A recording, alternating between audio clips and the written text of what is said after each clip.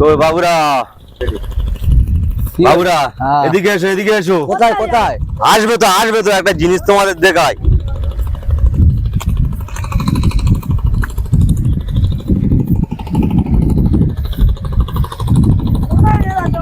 আসো আসো, আমার সঙ্গে আসো।